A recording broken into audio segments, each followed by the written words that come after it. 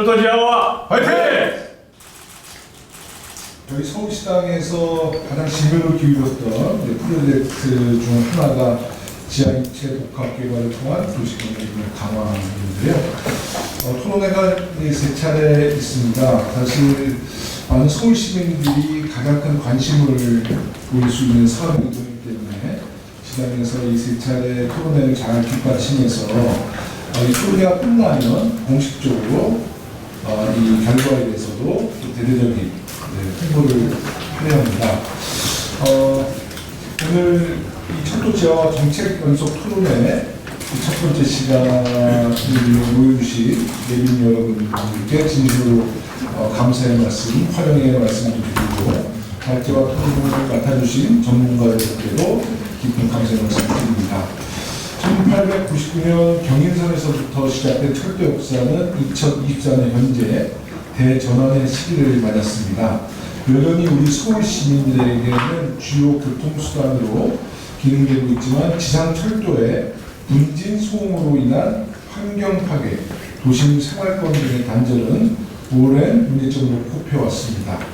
이제 서울 시민들은 변화를 요구하고 있습니다. 다행히 올 1월 철도 지하 및 철도부지 통합개발 특별법이 민주당 주도로 통과됐습니다. 드디어 지하화는 대전환의 물꼬를 틀 수 있게 된 것인데요.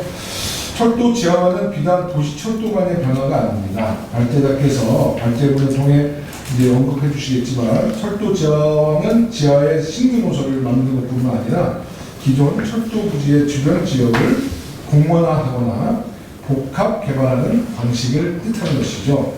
즉, 이 변화는 서울의 도시 경쟁력 강화로 이루어질 수 있는 필승 공식이라고 서울시당은 판단하고 있습니다. 이에 더불어민주당 서울특별시당도 유의미한 총 3번의 자리를 마련해서 이 자리를 통해서 지하 입체 복합 개발을 어떤 방식으로 해야 하는지 심도 있는 논의를 시작하도록 하겠습니다. 귀한 잠은 귀 기울여 듣겠습니다. 시민의 쾌적하고 건강한 일상이 보장되고 서울이 한층 더 경쟁력 있는 도시로 변할 수 있는 방안이 풍부하게 논의되기를 기대하겠습니다. 이번 토론회에서 나온 제안들이 구체적인 정책으로 또 사업으로 세상에 나올 수 있도록 우리 서울시당 또 국회가 힘을 모으겠습니다. 고맙습니다. 네, 오늘 이렇게 연속 토론에 함께 해주셔서 고맙습니다.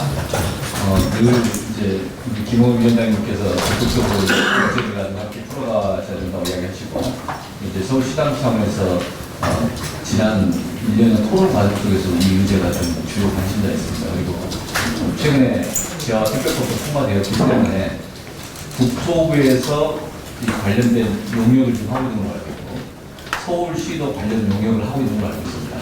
그리고 서울시당에서도 지금 용역을 부탁해서 그 결과를 기다리고 그 과정 속에서 이런 토론회가 의미가 있다고 생각합니다. 지금 국토부, 서울시 또는 이제 관련 지자체들이 이 근거 있게 하고 토론할 필요가 있다. 기본 계획이든 종합 계획이든 어떤 식으로든 2년 안에 어떤 그림을 그려나가야 되고 그중에 선도 사업을 설정해 나가고 선도 사업을 성공하면서 또 기타 부분도 잘 진행되기를 기대하는데 그런 선도 사업의 선정 과정이 객관적 데이터에 의해서 또 사회 갈등을 최소화시키면서 선정이 되고 또 함께 성공적인 모델을 만들어야 되는 거 아닌가 이런 문제의식이 있습니다. 그래서 서울시당에서 함께 논의하는 것 또는 용역의 결과물들을 기대하는 것은 바로 그런 객관적인 근거라고 저희는 이해를 합니다. 다시 한번 이렇게 오늘 토론에 함께 해주신 네 분의 위원님들 그리고 장재희 박사님과 또 관계자들께 고맙습니다. 저희 오늘 논의하는 분들 청구를 해서 제가 또 많이 이후에 민주당이나 또는 서울시와 또는 이제 정부와의 관계에서 논의에 큰 도움이 될 거라고 생각합니다. 고맙습니다. 많이 좋은 말씀 듣고 싶어서요. 저는 감사합니다. 대신하겠습니다. 오늘 공부 잘 하겠습니다. 고맙습니다. 오늘 이 자리는 저희가 지금까지 했던 연구 성과 일부를 지금 공개하면서 말씀드리는 건데 이 연구 성과를 칭찬받기 위한 자리가 아닙니다. 지금 앞에 계시는 전문가분들께서 나름의 전문 영역에서 저희들이 부족한 부분이 있으면 그것을 반드시 꼬집어 주십시오.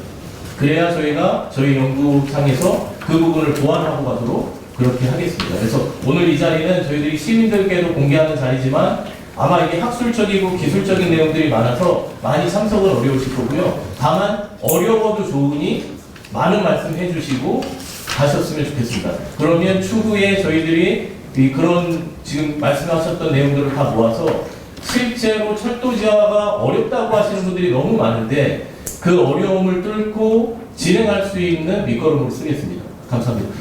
발제 맡으신 장재민 박사님 발제하면서 그럼 다음 준비하도록 하겠습니다. 네, 안녕하십니까. 소개받은 한국주민정책연구소장 장재민입니다. 이렇게 바쁘신 와중에도 이렇게 토론의 자리를 빛내주셔서 감사드리고요.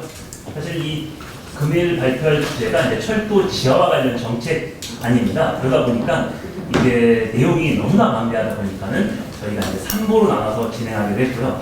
1부 같은 경우는 지금 여기 있는 것처럼 이제 대심도를 어떤 방향으로 갈지 이걸 가는 거고요. 2부 같은 경우에는 어떤 도입시설을 어떤 걸 할지, 3부 같은 경우에는 이제 각각 종합적으로 선도 사업을 어디서부터 할지가 주요한 안건이 되겠습니다. 그러면 이제 오늘 이제 발표할 지하 입체 복합 개발을 통한 도시 경쟁력 강화에 대한 발표를 시작하겠습니다.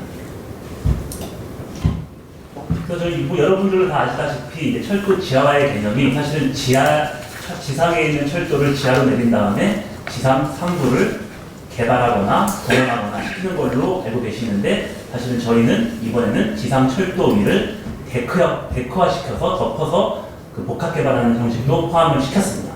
그래서 이제 개발의 필요성을 보시면은 지금 도시 패러다임가 변화되고 있다는 것입니다.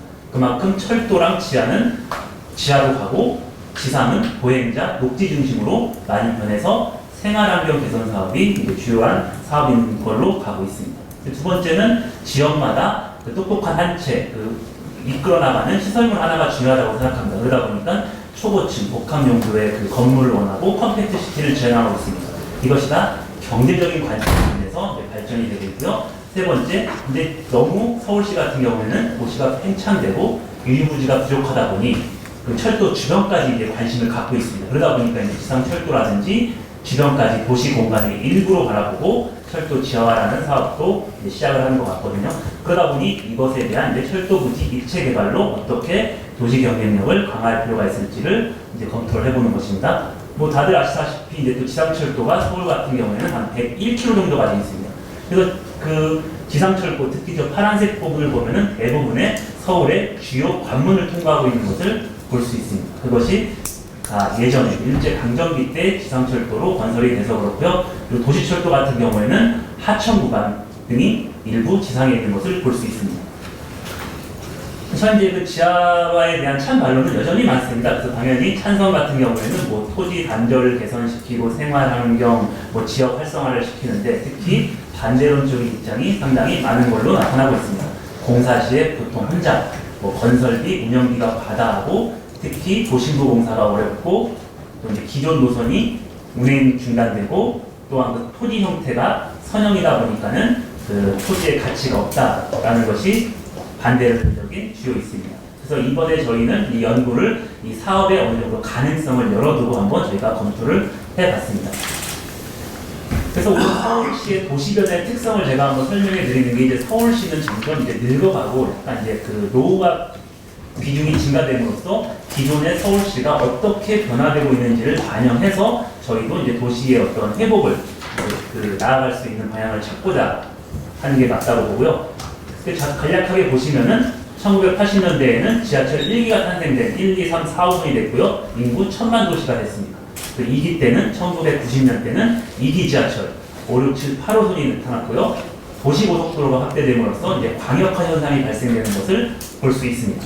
2000년대에 들어와서 이제는 광장, 뉴타운 등이 형성되면서 특히 생활권 지역에 투자가 많이 되고 있었고요. 이제 4기 때는 지속 가능성, 환경 친화적이다 보니 이제 이러한 패러다임이 변함으로써 환경 친화적인 도시가 많이 탄생되고 있고요. 현재는 이제는 그 서울시도 어느 정도 지쳐가고 이제 늙어가다 보니 이제 도시 기능에 이제 회복이 필요할 시점이라고 생각합니다. 또한 균형 발전. 그리고 너무 앞만 보고 달려가지 않았나? 서울시라는 데도 한번 기능이나 균형 발전이 필요하다고 생각하고요. 또 그 와중에도 이제 첨단 도시로의 어떠한 지향점도 나가야 되니까 이런 것을 통해서 도시 경쟁력 강화가 필요하다고 생각을 합니다. 서울시에 대한 특성을 잠깐 보시면 서울시는 점점 계속 메가시티화가 되고 있습니다. 그 초창기에는 그 도로를 중심으로 시가지가 확대된 것을 볼 수 있는데 향후에 계속 철도시대다 보니까는 광역철도 중심으로 확장되는 것을 볼 수 있습니다. 오른쪽에 있는 저 그림도 역시 철도를 중심으로 광역화가 계속 지속되고 있는 것을 볼 수 있습니다. 그만큼 그 메가시티, 초광역화가 점점 커지고 있는 현상입니다. 또한 이제 광역화에 대한 이제 과속화가 지속되다 보니까는 여전히 그 경부축을 중심으로 북서 방향으로 계속 올라오는 것을 볼 수 있습니다. 그만큼 불균등 분포가 계속 강화되고 있는 것을 볼 수 있겠고요. 전문가들 의견에도 2035년에도 향후에도 이러한 불균형 지표는 지속될 것이다 라고 전망을 보이고 있습니다. 이렇게 되다 보니까 이제 서울을 중심으로 바라보면은 이 광역화됨으로써 서울 시계 지점이 상당한 중요한 역할을 차지하는 것을 볼 수 있습니다. 그만큼 서울 시계 지점이 저희는 이제 관문 지점이라고도 하는데 예전에는 이런 지점들이 다 배드타운 역할을 했습니다. 그러다 보니까는 서울시에서 이제 경기도로 넘어가는 그런 역할도 담당하고 경기도에서 서울로 들어오는 역할도 담당하는 그런 지점이 될 수 있습니다. 보시면은 뭐 수색 같은 경우에는 여전히 경기도랑 이제 연결되는 그런 그 지점들이 많이 있죠. 고양 같은 경우에는 은표, 마포랑 연결돼 있고 인천은 저 강서, 양천 등등으로 각각 시계 지점은 그 경기도와 연관된 그 사업이라든지 영향을 받을 수밖에 없습니다. 그래서 이걸 보더라도 경기도만의 어떠한 특별보다는 서울시의 어떠한 특성을 살려서 같이 그 상생할 수 있는 그런 그 개발을 하는 필요가 있다고 생각합니다. 그리고 두 번째 같은 경우는 이제 그 서울 시계 지점의 특성을 좀 더 보시면은 예전 같은 경우에는 다 서울 시계 지점에 있는 분들이 다 그 경기도 인근으로 넘어가는 현상을 볼 수 있습니다. 고양이라든지 부천, 아래쪽은 성남이고요. 점점 시간이 갈수록 아래 남부 쪽에 더 많은 인구로 이동하는 것을 볼 수 있습니다. 사실은 이 인구 이동이 문제가 아니라 그게 더 큰 문제가 이걸로 인해서 광역교통이 더 심각하다는 것을 볼 수 있습니다. 그래서 그 초반에는 90년대 초반에는 서울 중구라든지 서울 강남 쪽으로 많이 이동했지만 점점 더 강남 쪽으로 많이 이제 들어오는 것을 볼 수 있습니다. 그리고 또한 시계지점의 특성을 좀 몇 개를 살펴보면은 사실은 이제 승용차 소유라는 것은 그 소득 수준이 높은 지역에 승용차 소유를 많이 하고 있습니다. 그만큼 여의도 구간, 용산, 강남, 서초 등에서 승용차 소유를 많이 하고 있는데 저 똘골뱅이 친 부분은 다 시계지점입니다. 시계지점도 보면은 승용차 소유가 많은 것을 볼 수 있습니다. 이것은 당연히 그 대중교통의 접근성이 열악하다 보니까는 승용차 소유가 많은 것으로 나타난 것으로 볼 수 있습니다. 그래서 오른쪽 표 같은 경우에는 연도별로 저 주황색이 서울 시계지점에 위치한 승용차 기준 교통수단 분담률입니다. 그만큼 2006년도에는 다 상위권에 랭킹되어 있었는데 좀 이렇게 흩어지는 것은 볼 수 있겠지만은 여전히 서울 시계지점의 승용차 기준 교통수단 분담률은 상당히 높은 것을 볼 수 있습니다. 지금 이런 지역에 좀 더 그 대중교통의 개선이 필요하다고 볼 수 있겠고요.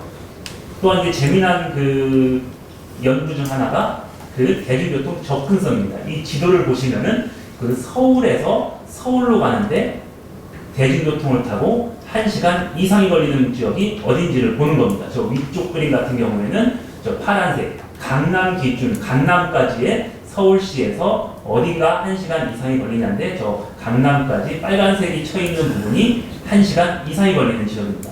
그리고 아래 같은 경우에는 시청 기준으로 서울시에서 출발했을 경우 대중교통을 타고 1시간 이상 걸리는 겁니다. 그렇다면 서울에서 서울로 가는데 1시간 이상 걸린다라고 하는 곳은 사실은 경쟁력이 매우 낮은 곳입니다. 그만큼 서울 시계지점에 또 위치가 되겠고요. 이게 저희가 한번 이 경기도의 어떠한 그 출퇴근 시간과 한번 비교할 필요가 있는데요. 보시면은 경기도 직장인 중에 서울로 출퇴근하는 직장인의 평균 시간입니다. 보시면은 20분에서 40분이 32%로 가장 높고 60분 이내가 80% 이상을 차지하고 있습니다. 이게 어떤 거냐면은 서울에서 서울을 가나 경기도에서 서울을 가나 1시간 정도가 걸린다는 겁니다. 그렇다면 이제는 점점 서울은 굳이 부동산 집가도 비싼데 굳이 서울에서 살 필요가 없고 경기도에서 더 좋은 환경 속에서 살고 출퇴근만 하고 그 거주하는 그런 현상들이 많이 발생되고 있습니다. 그래서 그런 것들에 대한 그 영향이 많이 큰 것으로 볼 수 있습니다. 그래서 저희가 그 서울 시계지점이라고 하는 곳은 잘 보니 왜 사람들이 서울 시계지점이 점점 낙후될까 한번 볼 수 있겠는데요. 보시면은 예전에 그 서울시에서 필요한 대형 공공도시계획 시설이라는 게 있습니다. 그것을 보시면 다 이런 서울 시계지점 쪽에 다 가고 있는 것을 볼 수 있습니다. 여기 하나의 수색역의 하나의 사례인데, 저 보시면은 1번 같은 경우는 버스 차고지가 들어있고요. 2번 역시 저런 아파트 단지 내에 차고지, 택시 차고지들이 있습니다. 버스 차고지가 이제 교통안전공단이라든지 검사소, 자동차 사업소 등들이 많이 있습니다. 이런 것들이 즐비하다 보니까는 개발자들도 거주 환경이 여기 너무 안 좋으니까는 여기를 건너뛰고 경기도 쪽으로 좀 가서 신도시가 형성되는 것으로 일부 생각을 하고 있습니다. 도봉산역도 마찬가지입니다. 보시면은 도봉산역 인근에 버스 차고지, 공영주차장도 큰 게 있고요. 자원순환센터, 재활용 선별장이라고 해서 저렇게 좋은 땅 위에 이렇게 약간 토지 이용이 낮아지는 저런 시설물들이 많이 있습니다. 온수역 같은 경우에도 예전에는 토지 이용이 낮았지만 지금은 상당히 이용객이 높아졌는데, 보시면은 버스 차고지라든지 택시 차고지, 심지어 저 거주지 안에 보면은 자동차 운전면허 시험장이 아직까지 있습니다. 그래서 저런 것들이 과연 이런 도시가 변화되고 있는데 이런 것이 아직도 여기에 위치하고 있는 게 사실은 맞나 싶습니다. 그래서 이런 것을 저희가 2부 때 도입설 검토 쪽에서 한 번 더 활용을 할 예정입니다. 이제는 앞에서 보셨듯이 이제는 서울도 이제 도시경쟁력 강화가 필요한 시점이라는 것을 한번 얘기해 드리고 싶고요. 그죠? 아까 똑같은 1시간이라면 저 같아도 경기도에서 거주하면서 주변 환경 좋고 뭐 학원과 좀 포함돼서 오히려 사는 것이 주거 만족도가 높을 것이라고 생각을 합니다. 그래서 이것이 하나의 증거로 보시면은 서울시가 2016년에 1000만 이하로 낮아지고 그 이후로는 늘어나지가 않습니다. 하지만 이 아래에 있는 표를 보시면, 왼쪽 표를 보시면 서울시 인구는 계속 줄어가는 것을 볼 수 있는데 인천시나 경기도는 계속 늘어나는 것을 볼 수 있습니다. 그래서 서울, 경기, 인천의 수도권 비중도 2019년도에는 50%를 차지했다가 2023년에는 50.7%로 수도권은 계속 커가지만은 서울시 인구는 계속 빠지고 이런 현상을 지금 보이고 있습니다.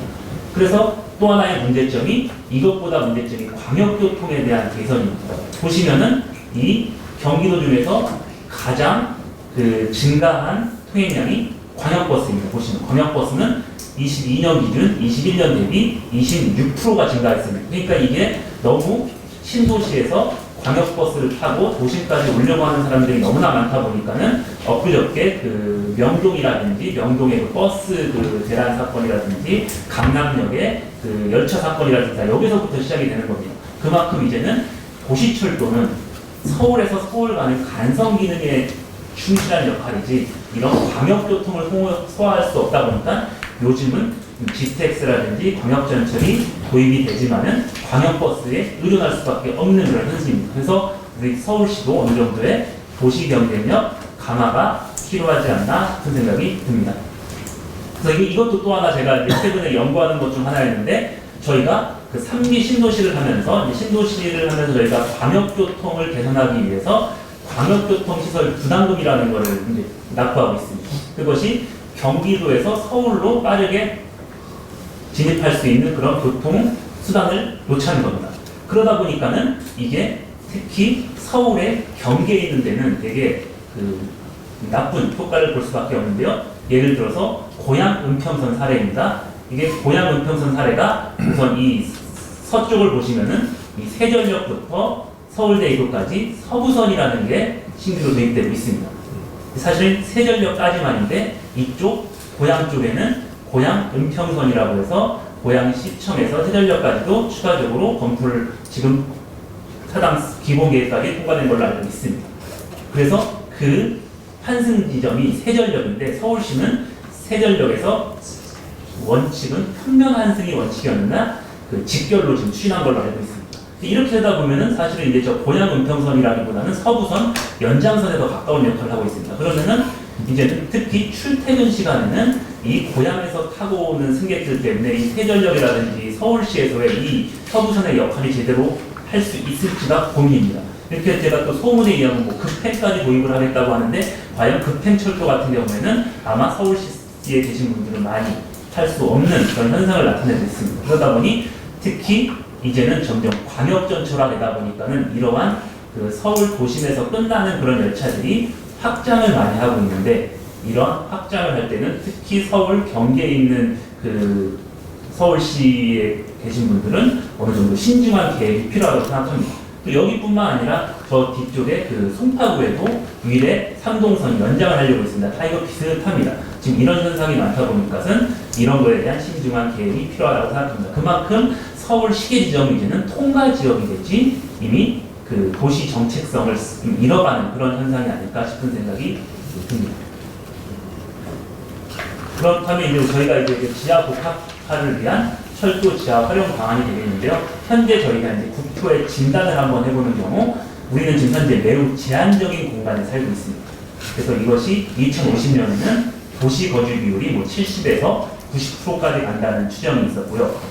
이 도시 공간의 지속성을 높이고자 지하 공간의 활용은 필수적이라는 전문가 의견들이 많이 있습니다. 지하 공간의 특성을 잠깐 살펴보시면은 그 지상 시설물을 지하로 옮긴다면 지하 공간을 2배 이상 증가시킬 수 있다는 거 있었고요. 그리고 안전성이 충분히 검증이 됐고, 그리고 특히 대량 저장 공간으로 많이 쓰이고, 특히 이제 지하 공간 시설물 활용 사례도 많이 있고, 특히 저희가 이제 입체 복합 개발을 하면은 특히 도로 시설을 많이 내리면은 도로의 정체가 크게 정착했다는 특성들이 있습니다. 또한 그런 것도 있지만 저는 이런 것도 좀 반영하고 싶은 게 시민들의 패러다임이 많이 변화되고 있다는 것입니다. 시민들의 이동 형태가 많이 바뀌다 보니까는 저희가 이제 웬만하면 이제는 그 오프라인보다는 온라인 구매를 많이 한다는 겁니다. 그래서 우리가 지금 밖으로 나갈 때는 출퇴근할 때만 한번 밖으로 나가지 그 외에는 거의 다 온라인이라든지 특히 그런 택배라든지 이런 것을 통해서 갈 수 있겠습니다. 그래서 저는 잘 보시면은 우리가 이 통행이 멈춘 게 아니라 이러한 택배가 그걸 대체하고 있구나 그런 생각이 듭니다. 그래서 시민의 이동 형태는 출퇴근 중심으로 많이 변화되고 있다는 것이고요. 그러다 보니까 이제는 생활권, 특히 거주 지역의 그 생활권 개념이 빠르게 변화하고 있는데요. 그만큼 압축 도시라든지 그 N분 생활권, 어디서 몇 분이면 도착할 수 있다 이런 것이 중요하다 보니까는 그 지역 중심의 어떤 랜드마크가 필요합니다. 그리고 또 하나는 안정적으로 이제 그 소상공인들이 운영할 수 있는 그러한 공간을 제공해야 된다 이런 것입니다. 그래서 이런 것은 지금 이제 2부에 할 그 유유공간 발굴에 도입시설 적용에 이제 사용할 것인데 저희가 지하 공간에 대한 필요성을 한번 얘기를 해드리는 겁니다. 근데 지하 공간 하면 이제 저희가 이제 무조건 대심도라고 하는데 대심도에 대한 개념도 한번 알고 있을 필요가 있다고 생각합니다. 또 대심도란 그 토지 소유자에 의해서 이용되지 않는 지하 공간을 말함으로써 그것을 우리가 한계 심도라고 합니다. 그래서 국내는 통상적으로 한계 심도를 한 지하 40m 정도로 정의하고 있는데 아직까지 명확한 정의는 없습니다. 그래서 이것을 해외 사례로 잠깐 비교해 보시면은 한국 같은 경우에는 지하 40m 이상이고 일본은 이 특별법을 지금 제정을 한 걸로 알고 있습니다. 그래서 기준이 두 가지가 있는데 첫 번째는 40m라고 하고 두 번째는 그 지지층 상부로부터 이 말뚝기초 밑으로 거리가 10m 이상 되는 거를 대심도로 보고 있습니다. 독일은 30m고요. 그리고 이 보상 부분 같은 경우에도 한국 같은 경우는 거의 없는데 서울시 같은 경우에는 일부 조례 6.2% 이하를 보상하라는 지침이 있습니다. 그래서 이런 것도 저희가 대심도를 개발하려면 명확한 정의와 법제도 개선이 필요하다고 생각을 합니다. 그리고 대심도 개발의 안전성은 사실은 너무나 많이 그 연구가 진행되었고요. 그 중에서 이제 그 안전성 평가라든지 환경성 평가를 볼 수 있는데 안전성은 그 집안 침하가 가장 리스크가 있다고 지금 나타나고 있고요. 환경성에는 그 발파, 진동 및 소음이 가장 안전성이 낮다고 할 수 있겠습니다. 그래서 오른쪽 그림을 보시면은 대심도에 대한 안반 특성이 아래로 갈수록 양호한 것을 볼 수 있습니다. 그만큼 대심도로 갈수록 양호하고요. 서울시 같은 경우에도 40m 이하에는 경암이라는 곳이 존재함으로써 그 안전하다고 지금 연구가 진행되고 있습니다. 그래서 뭐 여전히 그 대심도에 대한 안전은 다양하게 그 증명이 되고 있는데요. 이런 영향력도 그 지방까지 영향이 덜하고 그 소음이나 이런 진동 같은 경우도 영향이 덜하다는 것이 대부분 연구의 사례입니다. 그래서 우선은 그 대심도에 대한 좀 안전성을 저희가 이제 검토를 해보면 다음에는 그러면은 지하에 어떤 시설물들이 존재하는지도 한번 이렇게 검토를 해볼 필요가 있거든요. 그럼 그 서울시 지하에는 이렇게 수직적인 시설물과 수평적인 시설물이 나눠서 존재하고 있습니다. 특히 수직적 시설물 같은 경우에는 이런 상하수관인지 통신성, 가스관 이런 것들이 지금 질비해 있는데 사실 이런 것을 정확하게 반영하는 데는 한계가 있다고 봅니다. 그렇다 보면 이제는 대형 역사 같은 경우를 지하로 넣기에는 너무 위험 부담이 높은 겁니다. 그만큼 이 정확한 지하시설물에 대한 그 매뉴얼이 없다 보니까는 이런 것에 대한 위험 부담이 있겠고요. 사실은 수직적 시설보다 더 위험한 게 저는 수평적 시설물이라고 봅니다. 지금 저희 이 그림을 보시면은 저 왼쪽이 청량리 역사인데 곧 청량리 역사에서 정차하는 역사를 보시면 지금 1호선, 뭐 분당선 등등도 있지만은 현재 계획 중인 GTX-B, GTX-C도 있고요. 현재 그 면목선, 이제 예타가 뭐 통과가 안 됐지만은 강북 횡단선 등등도 계속 들어오려고 하고 있습니다. 그만큼 청량리 역사 지하에는 층별로 해서 어마어마한 지하철이 들어가고 있다는 것을 볼 수 있습니다. 그리고 오른쪽에 여의도 인근 같은 경우에도 보시면은 계획 노선들이 엄청 많습니다. 지금 7인선이랑 9호선도 있지만 1호선도 있지만은 서부선이 곧 뭐 진행될 수 있겠고요. 신안산선도 그 대신도로 들어오고요. GTX-B로 들어옵니다. 또 이쪽 보시면은 수색 광명 고속선이라고 해서 지하로 뚫고 있습니다. 그만큼 여의도 지하에는 대신도에서 어마어마한 그 지하철들이 들어가고 있는데 이런 것도 한번은 고민해 볼 필요가 있다고 생각을 합니다. 그래서 지금 현재 지상철도가 통과하는 주요 역사별로 운행 중 철도라든지 계획철도를 한번 보시면은 서울역 같은 경우에도 운행 중 철도가 매우 많습니다. 그만큼 또 층별 운행으로 아래로 보시면은 1층에는 뭐 일반 철도 다니고 2층에는 1호선, 4호선, 지하 7층까지는 분양철도가 다니고 있습니다. 그래서 이것도 지금 현재 많은데 아래에는 도입 예정인 GTX-A, GTX-B 수색 강명 고속도로까지 들어갈 예정입니다. 대신도 여기에 또 예정철도가 가능한지 검토하고 있는데 신분당선이랑 신안산선까지도 고려하고 있습니다. 그만큼 그 서울역 지하에는 어마어마한 그 철도가 도입되고 있는데 이런 데를 또 지하화를 시킨다는 것이 한번 이제 고민할 필요가 있다고 봅니다. 용산역 마찬가지입니다. 영등포 역사 마찬가지고 청량리, 왕십리, DMC역 마찬가지인데 이 아래에는 지금 대부분의 그 광역철도들이 많이 그 계획되고 있다 보니까는 여기를 그 지하화시키는 것은 신중한 고민이 필요하다고 생각합니다.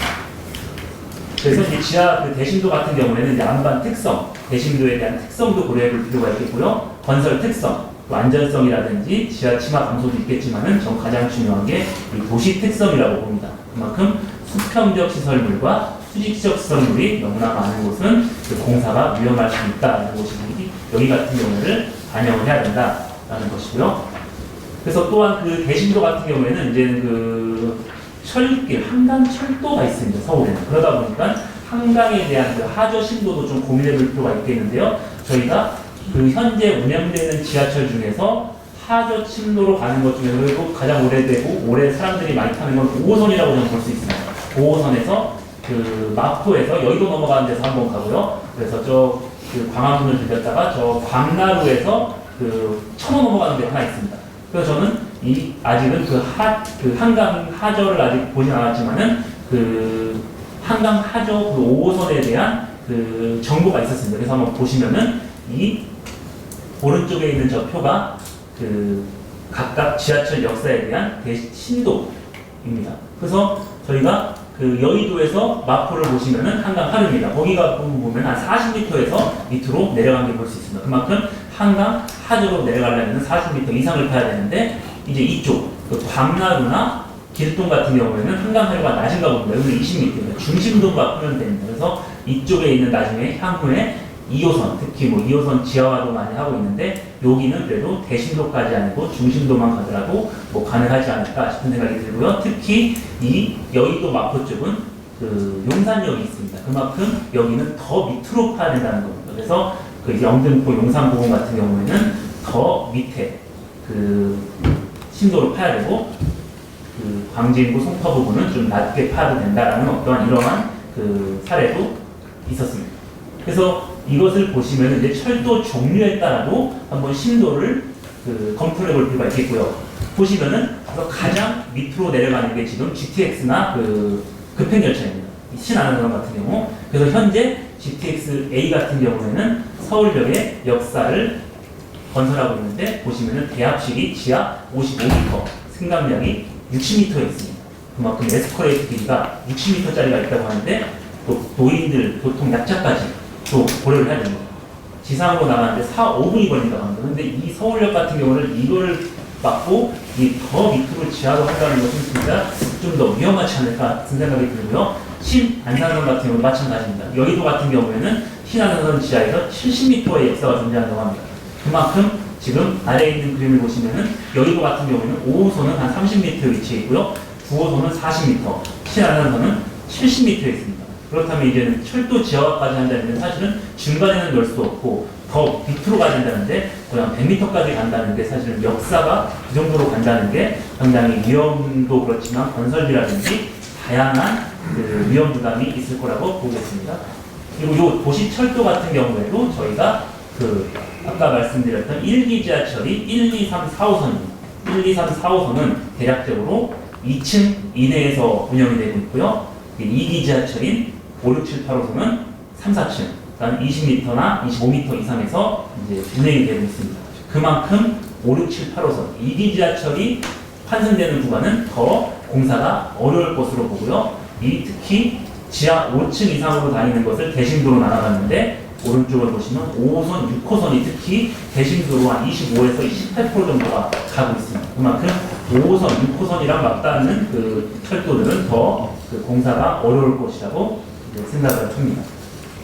그 경전서 같은 경우는 이제 저심도로 건설했기 때문에 이제는 그 1층에 승강장이 설치된 것을 볼 수 있고요. 이것의 가장 큰 특징은 차량 기지가 지하에 건설된다는 겁니다. 그래서 차량 기지까지도 현재는 지하로 건설되고 있고요. 그래서 오른쪽에 표를 정리한 것은 그러면은 철도 기준으로 천심도에는 상수도 가스가 있고요. 그리고 저심도에는 경전철이 다니고 중심도에는 중량전철, 대심도에는 급행전철이 다니는 것을 볼 수 있습니다.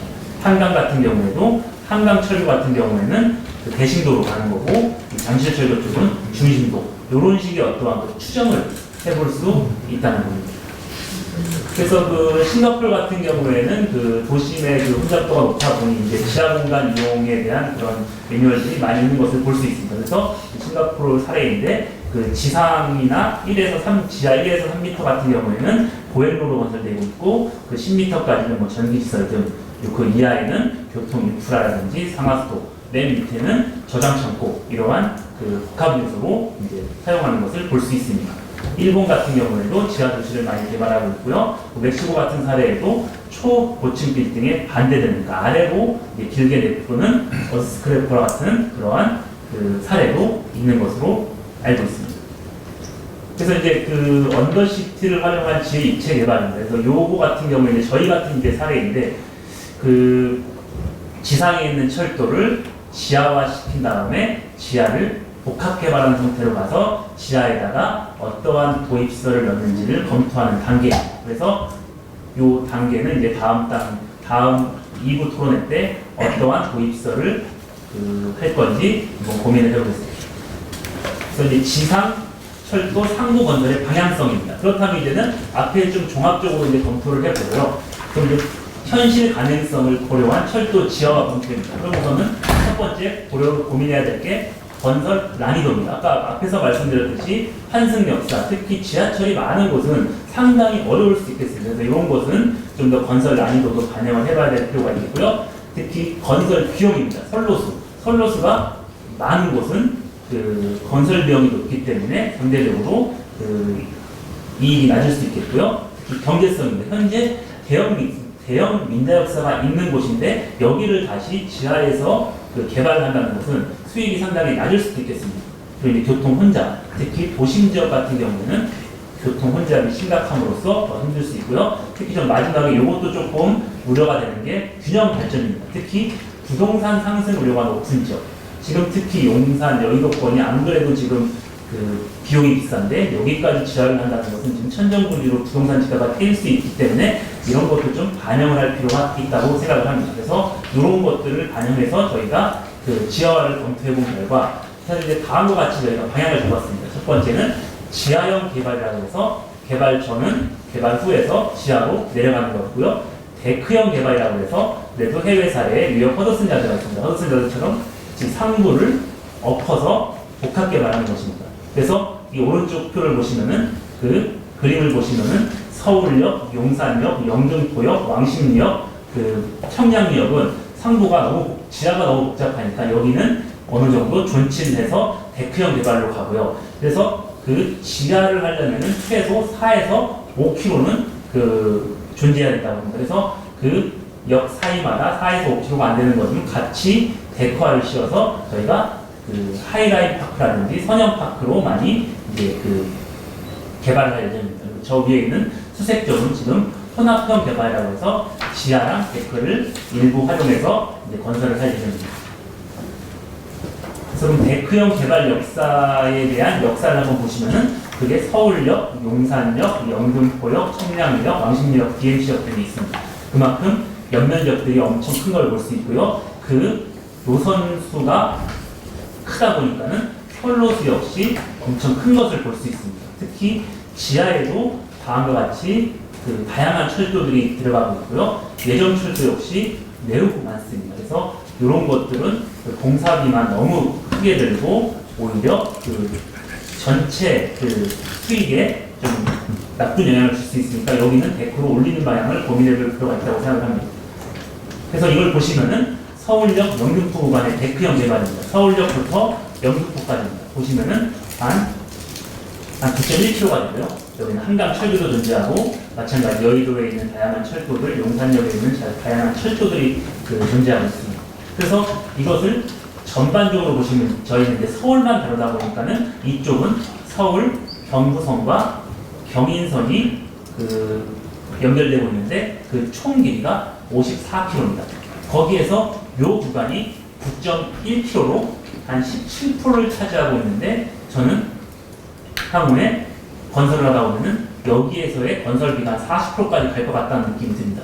이 부분 때문에 우리가 사실은 이 여기가 아니라 이 전체에 대한 그 개발 계획을 하는 것이 소로리에서 개발 시세만은 그럴 꼴이 될 수 있기 때문에 이런 것은 좀 신중히 검토를 해야겠다 싶은 생각이 들고요. 그리고 이 왕십리 청량리도 마찬가지입니다. 이 사이에 2.4km지만은 어마어마한 철도들이 들어가는 것을 볼 수 있습니다. 여기도 역시 경원선의 한 축으로서 전체 35km 구간 가운데 한 2.4km를 담당하고 있는데 여기로 인해서 공사비가 엄청 많은 그 부분을 차지할 것이라고 봅니다. 그래서 이 부분은 그 가능한 그 사업성이 있는 방향 쪽으로 개발을 하고 나머지는 지하로 하는 것도 그 적절하다고 생각을 합니다. 그래서 이걸 보시면 지금 지금 수도권 광역절도 사업들입니다. 그 GTX, A, B, C도 있겠지만 지금 여기 대장 홍대선, 뭐 구로선, 신분당선, 신안산선 등등이 많이 들어오려고 하고 있습니다. 그래서 현재 그 서울 시내의 주요 지상철도 역사 같은 경우에는 현재 광역철도의 거점 역할을 수행하고 있습니다. 그런데 여기를 지하를 시킨다는 것은 향후에 그 광역철도가 이제는 도입이 될 수 없는 그런 걸로 막을 수 있기 때문에 현재의 그런 역사들은 그 광역철도의 어떠한 그 진입, 유휴공간으로 활용하는 것도 좋을 것 같습니다. 그래서 이것도 이제 최근에 나왔던 이슈인데 GTX-A 같은 경우에는 지금 삼성역이 늦게 이제 개발되다 보니까 이제 그거에 대한 지연 부담금을 내는 것 같은데 손해배상을 지금 하는 것으로 나타나고 있습니다. 그만큼 1,000억 가까이의 그 손해배상을 부담하는 걸로 나타나고 있는데요. 이걸 보시면은 그 환승 역사 같은 경우에는 여러 노선들이 공사를 하기 때문에 어디에서 한번 삐끗할지 모르니까는 그곳에 대한 신중한 그 계획이 필요하다는 겁니다. 그만큼 다양한 철도들이 들어오는 곳은 그만큼 공사도 어렵고 그만큼 천정부지로 공사비가 높아질 수 있다는 그런 사례가 되겠습니다. 그래서 이것이 종합 노선인데 이게 보시면 이제는 그 파란색이 칠해져 있는 게 이제 지상 상부 개발이고 또 빨간색이 있는 게 이제는 그 철도 데크형 개발이 괜찮다는 것이고요. 그 도심철도 같은 경우에는 그 한강 상류는 그대로 놔두고 나머지는 지하로 하고 이런 것의 어떤 방향성을 이제 잡아봤습니다. 그래서 요거 이제 상부에 대한 이제 그 개념도를 이제 볼 수 있겠는데 이 개념도라든지 아까 그런 것은 제가 지금 시간도 없고 비용도 없기 때문에 제가 챗 GPT로 다 그린 겁니다. 그러니까 약간은 조금 멍성한 감이 있겠지만은 이렇게 잘 한번 봐주시고요. 제가 이제 그린 겁니다. 그래서 지하형 같은 경우에는 그 상부에서 하부는 다음과 같고요. 데크형은 그 언덕 그 공원을 만들어서 그 계단 형식으로 만드는 거예요. 그래서 오른쪽에 철도 주변에 여유폭이 있으면 언덕이 있는 공원으로 가는 거고요. 그 여유폭이 없으면 하이라인 파크 쪽으로 가서 다음과 같이 선형공원 형태로 된다는 겁니다. 그래서 이런 것도 이제 보시면은 원래는 위에 철도가 있었습니다. 근데 제가 없애버렸거든요. 없애니까 이런 느낌의 지상은 공원과 주택 위주로 가는 것이고요. 이런 하이라인 같은 경우에는 다음과 같이 계단을 올려서 하이라인 파크로 가고, 뭐 상부는 덥든 요즘 같은 더운 날씨에 사계절을 이용하고 싶으면은 그런 덮개도 덮고, 또한 이런 형태의 데크형 개발이 필요하다고 생각합니다. 그래서 우선은 데크형 같은 경우에는 이제 해외 벤치마킹 사례를 많이 참고할 필요가 있는데, 그리고 대부분 유명한 게 파리 리부쇼라든지 뉴욕 허드슨 야드가 가장 대표적인 사례가 될 수 있습니다. 그만큼 도심의 슬럼왕을 방지하기 위해서 왼쪽에 있는 게 리부쇼고요, 오른쪽에 있는 게 허드슨 야드입니다. 그만큼 상부를 높여서 개발한 사례를 볼 수 있겠습니다. 일본 같은 경우에 여전히 상부 개발을 많이 하고 있는데요. 다음과 같이 신주쿠역 같은 경우에도 상부를 올려서 다음과 같이 데크 형태로 많이 개발하는 것을 볼 수 있겠습니다. 그래서 최근에 여기 미야시타 파크라고 해서 상부를 올려서 개발한 공원이 있습니다. 그래서 보시면은 선형공원으로 해서 다음과 같이 사람들의 인기가 많다고 하는데, 저 공원 끝에는 18층짜리 호텔을 높여서 스카이뷰가 좋게끔 이렇게 만든 하나의 사례입니다. 그래서 이런 데크형 형태도 좋다고 생각하고요. 사실 그래서 이제 국내에 저희가 두 개를 얘기해드렸습니다. 지하형 개발도 있고 데크형 개발도 있는데, 국내의 경의선 숲길 같은 경우는 대표적인 지하형 숲길 사례입니다. 그래서 데크형 지하를 한다면요, 다음과 같이 이런 사례가 될 수 있겠고요. 사실은 데크형도 있긴 있습니다. 보시면은 여기 신정 차량기지라고 해서 양천구 구청역 가보시면은 저기에 철도 부지 상부에 아파트들이 질비해 있습니다. 이게 한국형 허드슨 야드라고도 불리는데요. 이런 것을 통해서라도 이게 지금 95년도에 지어진 행복주택입니다. 그러니까 한번 가끔 가보더라도 그래도 뭐 생각보다는 괜찮습니다. 근데 지금 기술력들이 많이 개발되다 보니까는 상부로 올려서 개발하는 것이 상당히 이제 가능성이 높다고 생각을 하겠습니다. 그래서 또한 철도 부지 개발 사례의 유형별로 보시면은 철도 역사 같은 경우는 지하형 개발도 많이 하는데 데크화 개발도 많이 합니다. 해외 사례 같은 경우는 선로 부지 같은 경우는 지하로 많이 넣지만은 이 마지막에 눈여겨볼 게 철도 차량 기지 같은 경우는 대부분 다 데크화로 지금 개발을 하고 있습니다. 이 차량 철도 기지 같은 경우는 너무 공사비도 많고 너무 불필요한 게 많다 보니까는 데크형으로 높이는 가능성이 있기 때문에 저희 서울이라든지 철도 지하화를 하는 경우에도 이 지하랑 데크를 적절히 혼합해서 언더시티라는 이제 도입시설을 검토를 할 건데, 이것은 이제 다음 2부 때 연장을 해서 제가 발표를 해드리겠습니다.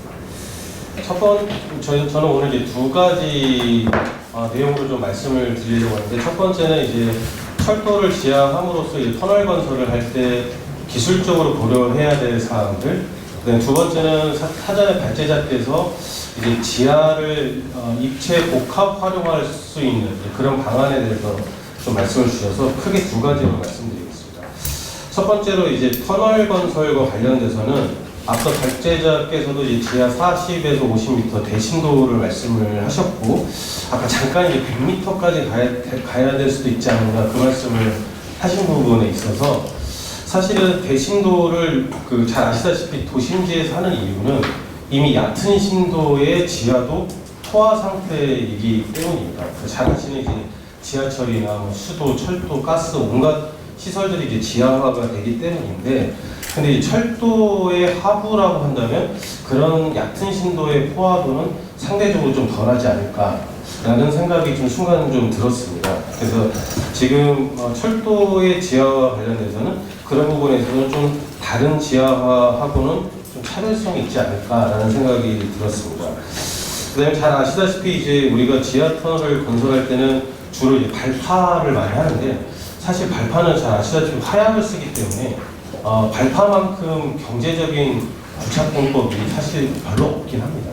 근데 잘 아시다시피 이제 발파로 인해서 이제 터널 구축을 한다고 그러면 주변 주민들의 소음이나 진동 여러 가지 문제를 제기하면서 민원이 많이 발생을 하고 있는 것이 또 현실입니다.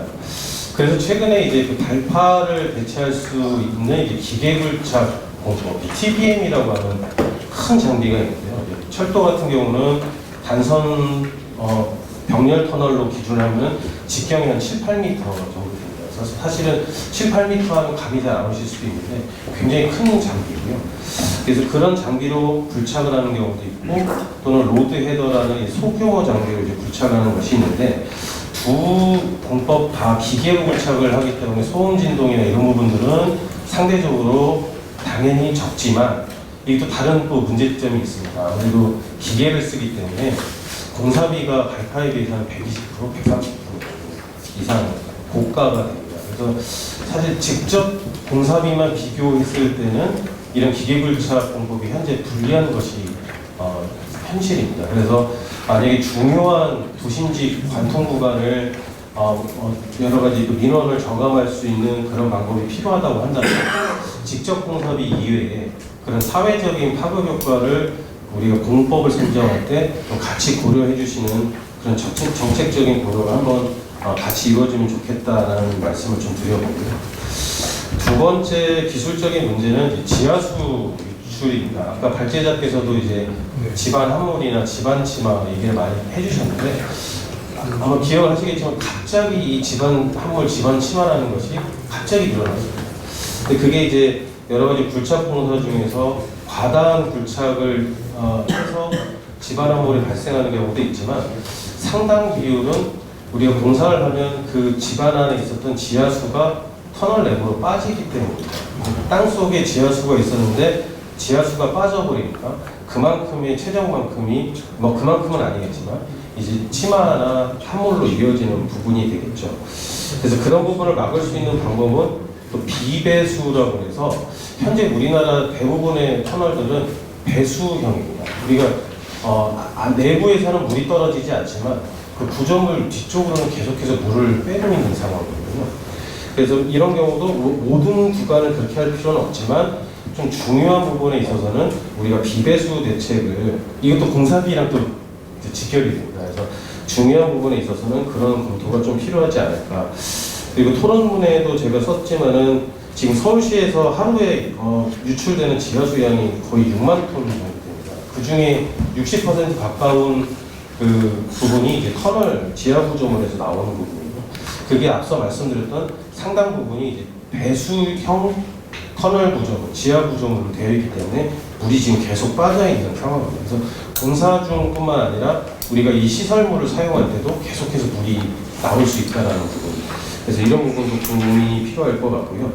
앞서 발제 내용이 잠깐 수록이 되어 있었는데 저는 영국 런던의 크로스레일 프로젝트를 한번 잘 살펴볼 필요가 있지 않을까 싶습니다. 국내에서는 크로스레일 하면은 GTX의 모델 이렇게 되어 있지만 사실 그거는 이제 런던의 기존 지상 철도를 지하화했던 사업 것이 주된 목적이었거든요.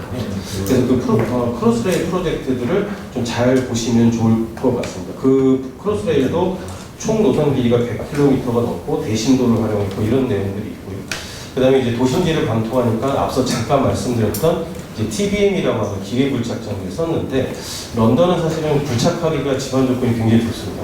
그 클레이라고 하는 이제 점토 지반인데 불착할 때는 잘 불착이 되고 불착하고 난 후에도 잘 유지가 되는 굉장히 좀 복을 받은 지반 조건이 있긴 한데 어쨌든 이 크로스레일 프로젝트를 좀 많이 참고해 주시면 좋을 것 같습니다. 특히 우리나라에서는 이제 불착하고 나온 암석이나 흙 같은 것을 이제 폐기물로 고려하는 경우가 많은데 이 영국에서는 이걸 다시 99% 이상을 매립재료로 활용됐었고 그다음에 공사를 할 때 굉장히 많은 시공 재료들을 운반을 하는데 그것들을 이제 템스강의 수로나 기존 철도를 이용해서 운반을 함으로써 이제 운반 그런 것들로 인해 교통 체증을 좀 줄여줬던 부분들, 그다음에 앞서 말씀드렸던 이제 비배수 형태로 구조물을 만들었던 부분들. 그다음에 저는 가장 인상적이었던 것이 모니터링이었습니다. 공사 구간 주변에 모니터링을 철저하게 실시를 하는데 우리나라도 마찬가지입니다만 그 결과들을 시민들에게 공개를 하고 실시간으로 보여주는 그런 것들이 저는 개인적으로 굉장히 인상적이어서 그렇게 함으로써 조금 더 대중들에게 공사에 대한 우려를 좀 줄여줄 수도 있고 그다음에 아까 말씀드렸던 매립재라든지 새로운 기술에 대한 인센티브라든지 그런 새로운 좋은 기술들을 유도할 수 있는 그런 정책적인 방안을 좀 함께 고민되면 좋을 것 같습니다. 뭐 여러 가지 일자리 창출이나 뭐 그런 것들은 우리나라랑 비슷할 것 같고요. 그 다음에 또 이 프로젝트에서 특징적인 거는 이제 각 시공사들이 지역사회 관계 담당자, 지금 직역을 했지만은 이런 담당자를 고용해서 그 어떤 지역사회와의 연락창구 역할을 지속적으로 했고, 또 연중 무휴 24시간 헬프데스크, 그 다음에 피해보상이나 여러 가지 민원에 대한 정보 리플릿을 발행하고 연계해줬던 이런 부분들이 굉장히 좀 인상적이었던 그 영국 프로젝트 사례였던 것 같습니다. 이런 부분들도 함께 한번 고려해 주시면 좋을 것 같습니다. 마지막 이제 두 번째 그 아이템은 그 발제자께서 요청하셨던 이제 입체화 개발, 지하의 입체화 개발에 대한 부분인데, 우리가 잘 아시는 것처럼 이제 한번 우리가 지하 구조물을 만들어 놓으면 우리가 그 지하 구조물을 사용하는 동안에는 추가적인 확장은 현실적으로 굉장히 어렵습니다. 비유를 들어서 말씀드리면, 우리가 아파트를 지었는데 이 아파트를 사용하고 있으면서 뭐 확장하거나 뭐 변경하기 위해서 중간에 뭐 대대적인 변경을 한다고 그러면 구조적인 안정성을 깨버리는 형태가 되거든요. 그래서 이런 대규모의 입체 복합 개발이 필요하다고 하면은 당연히 계획 설계 단계부터 그런 부분들을 고려해야 된다라는 부분이고요. 앞서 발제 내용에서 이제 기존의 이제 지상 공간을 지상 시설을 지하화를 했을 때 공간이 이제 2배가 되고 지상은 녹지로 활용하고, 이런 것들은 현재 이제 대부분이 도로나 이제 지하철 철도 해당이 되겠지만, 앞서 발제자께서 말씀하신 것처럼 선형적인 철도 노선이 긴 구간에 대해서는 저도 좀 공감이 됐던 부분이고요. 오히려 플랜트, 그러니까 지금 하수 처리장을 또 지하화를 많이 하고 있습니다. 그래서 기존의 지상 하수 처리장을 이제 지하로 넣어보면서 이 지상 공원이나 탐목적으로 써요. 그러니까 저는 이제 개인적으로는 그 찾아보니까 입체 복합이라고 하면은, 입체는 다른 타 교통과의 연계를 통한 이제 수직적인 이용이고, 복합은 주거라든지 상업, 뭐 업무, 문화 이런 것들인데, 현재 상황만 보자면 사실은 입체는 필수적이지만 지하를 복합, 그러니까 다른 어떤 용도로 쓴다는 것은 굉장히 제한적일 수 있겠다라는 생각이 듭니다. 그래서 계획을 처음부터 그렇게 하지 않으면, 예를 들면 영동대로 지하화 같은 부분이 되겠죠. 그렇지 않으면 복합은 좀 어려울 것 같고, 특히 잘 아시는 것처럼 주거나 상업 목적으로는 많이 어려울 것입니다. 왜냐하면은 우리 지하라는 부분이 이제 환기 부분도 지상과 좀 달리 가야 되고, 그다음에 지하에서 유사 상황이 발생했을 때 방제에 대한 대책도 지상 이상으로 또 어려운 부분이 있거든요. 그래서 이런 주거나 상업 말고 좀 새로운 쪽의 상업 목적 또는 타 산업에 활용될 수 있는 그런 새로운 복합 활용을 고려할 필요가 있지 않을까 싶습니다. 저 개인적으로는 이거하고 관련돼서 데이터 센터, 스마트팜 이런 것들을 이제 지하화하는 것을 고민을 하고 있습니다. 현재 고민을 하고 있고요.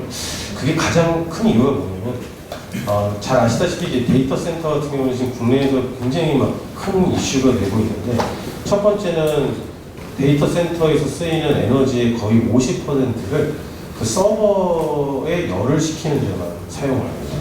스마트팜도 24시간 LED를 사용하기 때문에 에너지를 굉장히 많이 씁니다. 근데 왜 갑자기 지하랑 이게 무슨 상관이냐? 지하는 잘 아시다시피 우리가 뭐 광명동굴이나 이런 데 가보신 분들 많이 계시겠지만, 연중 온도나 습도가 그래도 굉장히 일정합니다.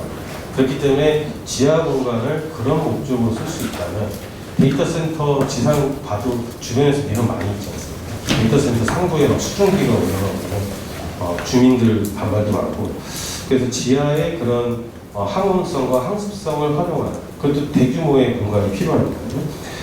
그런데 그걸 좀 또 더 뛰어넘어서 공간과 항온, 항습뿐만 아니라 지하에는 우리가 쓸 수 있는 지열이 있고요. 그다음에 앞서 말씀드렸던 지하수가 계속 나오기 때문에 또 지하수를 또 수열로 쓸 수 있습니다. 수열이라는 또 에너지를 쓸 수 있습니다. 그래서 조금 더 나아가자면 그런 능동적인 에너지 절감 또는 에너지 생성 쪽으로 활용을 더 할 수 있다면 굳이 우리가 주거나 상업 목적에만 좀 국한되지 않고 좀 철도 하부를 더 좋은 쪽으로 쓸 수 있지 않을까 이런 생각을 해봤습니다. 최근에 이제 그 옆에 철도기술연구원에서도 와주셨지만 그 지하 물류 시스템에 대한 관심도 높아지고 있습니다. 스위스나 이런 쪽에서도 현재 시범 사업 등도 고려하고 있고요. 우리나라에서도 R&D 기획을 하기도 했었는데 철도기 때문에 아무래도 물류 체계와 또 연계를 한다면 조금 더 좋은 시너지를 낼 수 있지 않을까 그런 생각을 해봤습니다. 네, 마지막으로는 앞서 발제자께서 말씀하신 프로젝트들 이외에 여기 그 토론문에도 기재를 했습니다만 프랑스 파리의 라데팡스라는 그런 그 지상은 이제 그 파리의 구도심으로 조성을 하고 관련된 교통망을 지하화하고 했던 우리 뭐 예전에 했던 프로젝트지만 라데팡스 그다음에 이제 캐나다 몬트리올의 언더그라운드 시티라는 부분도 있고요. 근데 이거는 조금 우리나라랑은 약간 차이가 있는 게 캐나다가 워낙 춥기 때문에 이런 그 추운 환경에서 지하를 활용했던 또 사례가 되겠고요. 뉴욕의 로우라인이라는 또 프로젝트가 있는데 이거는 이제 지하의 유휴 공간들을 이제 지하 공원화를 했던 그런 프로젝트도 되겠습니다. 마지막으로 말씀을 드리면 잘 아시다시피 최근에 이제 지하철이나 지하 상가를 가보면 유휴 공간들이 굉장히 많습니다. 공실도 많고요. 그래서 앞서 말씀드린 것처럼 우리가 단순히 지하화를 하면서 그런 상업적인 어떤 그 소규모의 그런 것보다는 뭐 쇼핑몰이나 이런 게 더 낫지 않을까 그런 생각도 했었고 아까 말씀드린 것처럼 그런 목적 이외에 우리가 조금 더 에너지 절감이나 탄소 저감이나 이런 쪽에 좀 기여할 수 있는 새로운 활용도 좋지 않을까 이렇게 한번 제언드리면서 말씀을 마치겠습니다. 보통 이런 토론회나 이 발표회장 가면 대부분 장밋빛 정책 위주로만 주로 말씀을 하시는데 조금 기술적인 사항들도 깊이 검토하셨고 그다음에 좀 문제점이나 제한 사항들도 좀 검토를 잘 하신 것 같아요. 그래서 조금 현실적인 연구를 좀 진행하고 계신다는 느낌을 좀 받았고요. 저도 오늘 말씀드릴 내용은 조금 기술에 저희가 뭐 기술연구원이기 때문에 기술에 조금 포커스가 맞춰져 있지만 가능하면 좀 이제 기술의 냄새를 좀 빼고 말씀을 드리도록 노력을 하겠습니다. 지금 이제 키워드가 철도 지하화라고 되어져 있지만 사실은 가장 중요한 것은 도시의 경쟁력에 대한 확보거든요. 지하화는 하나의 수단일 뿐인데 약간 이게 주익에 전도되는 느낌이 있습니다. 너무 지하화에 몰입이 되어져 있는 상태가 있고요. 우리가 지하화를 하는 목적은 뭐냐면 서울이면 서울, 뭐 지방이면 지방의 도시의 경쟁력을 확보하는 가장 큰 목적이기 때문에 너무 지하화에만 몰입해서 공부하는 건 조금 우리가 지양해야 될 부분인 것 같습니다. 지금 제가 말씀드릴 내용은 너무 광대한 분야이기 때문에 딱 포커스를 맞춰서 데크 부분만 제가 조금 말씀을 드리도록 하겠습니다. 보통 이제 데크라고 통상적으로 표현을 많이 하고 좀 이제 전공 용어로는 인공지반이라는 표현을 많이 씁니다. 우리는 보통 이제 표현이 뚜껑이라고 얘기도 많이 하고 뚜껑을 씌운다 이렇게 표현을 많이 하는데 데크에 대한 부분들을 위주로 조금 말씀을 드리도록 하겠습니다. 지금도 검토하고 있는 건 대부분이 이제 터널로 이제 건설하고 지하화하는 데 포커스가 맞춰져 가고 있습니다. 기존 라인 지하화로 집어넣으면 상선화선 두 라인만 넣는 게 아니고요. 경부선 같은 경우에는 최소한 3복선 정도를 넣어야 될 것 같습니다. 경부선 라인이 있고 지하철 라인이 있고 일반철도도 다녀야 되고 나중에 GTX도 연결을 해야 되는 부분이 있기 때문에 최소한 3복선 정도를 내려야 되면 6차선의 철도를 내려야 된다는 얘기고요. 지하화를 하게 되면 역사도 내려야 됩니다. 역사도 내려야 되고 그 외에 많은 철도 시설물도 같이 다 내려야 되는 상황입니다. 굉장히 많은 시설물을 지하로 내려야 되고 굉장히 큰 대공간을 건설해야 되기 때문에 지금 산출하는 금액보다는 훨씬 높아질 가능성이 많이 있습니다. 그리고 지금 터널을 집어넣게 되면 그 위를 개발을 해야 되는데 사실 고층의 용적률이 높은 건물로 개발을 해야 되거든요. 하지만 터널의 심도가 깊지 않다면 위에 건물을 올릴 수 없습니다. 공원으로 쓰든가 아니면 굉장히 얕은 저층의 개발로 이제 진행을 해야 되는 상황인데 지금 정책상으로 봤을 때 위에 개발 부담금으로 이렇게 터널을 뚫겠다는 그런 계획으로 이제 추진하고 있는데 사실은 그 비용으로는 터널을 뚫을 수 없는 그런 상황이 되어져 버리는 거죠. 그 비용 확보를 하려면 용적률을 굉장히 높게 개발해 줘야 됩니다. 지금 쓰고 있는 서울 쓰고 있는 300%, 400% 가지고 택도 없을 것이고요. 최소한 1000% 이상의 용적률을 줘야지 개발이 발생을 할 것 같습니다. 그리고 지금 데크를 지금 쓰고 있는 방식은 우리도 지금 사실은 뒤에 말씀드리겠습니다만 시도했던 사례가 있습니다. 시도했던 사례가 있고 서울에서만 이런 철도 지하를 검토하고 있는 게 아니고 전 세계의 메가시티는 다 하고 있고요. 메가시티에서 한두 군데 굉장히 많은 프로젝트를 하고 있고 중소도시에서도 철도를 지하하기 위한 프로젝트를 굉장히 많이 진행하고 있습니다. 제가 조사한 바로는 철도 지하화를 해외에서 하는 방식은 저희처럼 터널을 신설을 부착해서 들어가는 사례는 거의 없습니다. 대부분이 데크형으로 지금 개발을 하고 있습니다. 가장 큰 이유는 비용에 대한 문제이고요. 터널을 뚫어서 기차를 지하로 집어넣는 사례는 저희가 조사했는 대규모 프로젝트인 경우에는 단 한 건 정도 조사가 되었는데 그게 어디냐면 대만철도 지하화 사업이 대표적인 사례가 되겠습니다. 대만철도는 아시겠지만 이제 국공내전 직후에 바로 도시가 형성이 되면서 굉장히 비계획적으로 도시가 생성이 되었습니다. 그래서 도로하고 철도가 공존을 했습니다. 그러니까 타이베이 시내 같은 경우는 시내에도 건널목이 40-50개 정도가 존재해 있었기 때문에 도시교통이 굉장한 저해요인을 작용을 했습니다. 그래서 타이베이는 대안이 없었습니다. 무조건 지하화를 해야 되는 상황이었기 때문에 1980년대부터 사업을 진행해서 현재는 완료가 되어져 있는 상태에 있고 까오슝이나 다른 도시에서도 지금 철도를 지하화하는 사업을 대만만 지금 진행을 하고 있는 걸 확인을 하고 있습니다. 타이베이는 지금 건설이 끝난 상태에 있고요. 근데 지금 벌써 포화가 돼서 교통 용량이 포화가 돼가지고 지금 굉장히 곤란한 그런 상황에 있습니다. 그 자료에도 보면 잠깐 내용들이 있긴 한데 지금 타이베이를 제외한 나머지 대도시들은 거의 99%가 데크를 만들고 그 위에를 개발하는 방식을 채택을 하고 있습니다. 지금 진행하고 있는 프로젝트들도 굉장히 많고요. 진행이 완료된 프로젝트들도 많이 있습니다. 여기서 공통점은 뭐냐면 준비에서부터 착수까지 걸리는 시간이 굉장히 많았다는 겁니다. 최소한 30년 정도 준비를 하고 건설 기간도 빠르면 10년 아니면 30년, 40년 동안 건설하고 있는 부분들도 굉장히 많이 있습니다. 왜냐하면 터널을 부착해서 지하로 넣는 게 목적이 아니고 도시의 경쟁력을 강화하는 게 목적이었기 때문에 단순하게 국내에서 바라보고 있는 지하화의 관점에서 바라보는 게 아니고 도시를 새로 만드는 관점에서 바라보고 있습니다.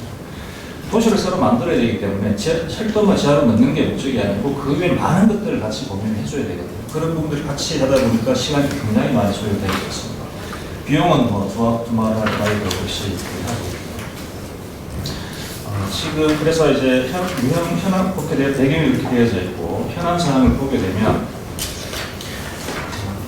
국내에서도 이 지하화에 대한 검토를 1980년대 중반부터 지속적으로 검토를 해오고 있습니다. 뭐 아시다시피 이제 그런 여러 가지 이제 선거에 대한 이슈화도 굉장히 많이 되고 반복적으로 진행이 되어져 왔었고 그렇지만 실질적으로 진행이 된 사례들도 많이 있습니다. 아까 발제자께서 말씀하신 신정 촬영 기지 같은 경우는 굉장히 성공적으로 국내에서 시행했던 사례로 할 수가 있고요. 차이가 뭐가 있냐면 신정 촬영 기지는 기지를 건설할 때부터 반영이 되어져 있습니다. 이게 기술적인 문제가 없습니다. 기지를 건설할 때 밑에 데크를 먼저 만들고 위에 아파트를 올렸기 때문에 건설에 대한 부담이 없습니다. 비용도 많지 않습니다. 근데 지금의 문제는 뭐가 있냐면 지금 현재는 데크형을 우리가 적용을 하려면 열차가 운행하는 과정에서 우리가 데크를 올려야 되거든요. 그렇기 때문에 굉장히 많은 비용이 이제 들어가게 되어져 있습니다. 그래서 지금 이제 성공적으로 수행했던 사례들도 있지만 실패했던 사례는 13년도 행복주택 사업, 박근혜 정부에서 했던 행복주택 사업에서는 뭘 시도를 했냐면 기차 선로 위에를 데크를 덮고 그 위에 아파트를 짓는 사업을 시도를 했습니다. 대표적으로 오류역하고 가자역에서 사업을 시행했는데 오류역 같은 경우는 선로 수가 한 10개, 12라인 정도가 있습니다. 굉장히 폭이 넓습니다. 가자역도 10선 정도가 있어서 그 위에 데크를 올리면 충분히 위에다 아파트를 지을 수 있는 공간이 확보되는 그런 사업이었습니다. 그래서 초기에 기본 계획을 세울 때는 선로 전체를 뚜껑을 덮고 그 위에를 복합 공간으로 아파트, 그 다음에 공공기관, 공공장소까지 만들어서 올리는 걸로 계획을 했습니다만은 사업을 하면서 발생했던 여러 가지 문제점들이 있었습니다. 가장 큰 첫 번째는 돈에 대한 문제가 가장 컸고요. 두 번째는 운행하는 열차에 대한 안전 확보를 어떻게 할 것이냐가 두 번째 이슈였습니다. 그래서 지금 공사를 하게 되면 지금 이제 운행 중인 선로에서 철도에서 공사를 하려면 공사할 수 있는 시간이 하루에 3시간 정도 확보가 안 됩니다.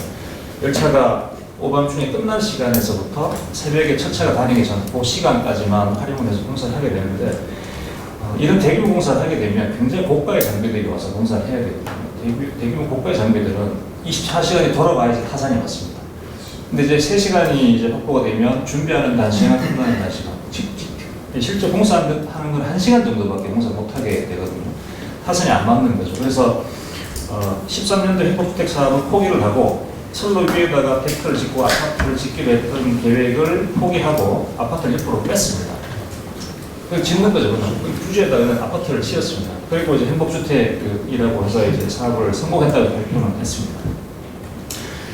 대신 아파트는 못 지었지만 선로 위에다 데크를 만들어서 위에다가 공원을, 소규모 공원을 하나 만들었습니다. 촛불 하나 정도 사이즈가 될 것 같은데 저희들이 설문조사를 했는데 굉장히 효율성은 좋았습니다. 주민들 반응이 굉장히 좋았고요. 특히 그 지역이 건물이 없는 지역이기 때문에 지역 주민들한테는 굉장히 좋은 평가를 받았던 사례가 되겠습니다.